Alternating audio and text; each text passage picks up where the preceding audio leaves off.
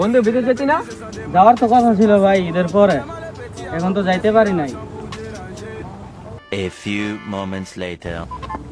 কিরে বন্ধু, ঈদের তো 4 মাস হয়ে গেল, এখনো তো তোর বিদেশ যাওয়ার নামে খবর নাই।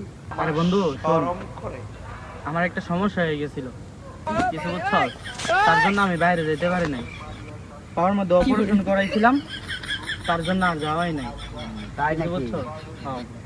বন্ধু বন্ধু, হ্যাঁ একটা কথা শুনছো? আমার বন্ধু সাব্বির না আইফোন XR কিনছে। সত্যি? হ্যাঁ, তাহলে চল গিয়ে দেখি, চল।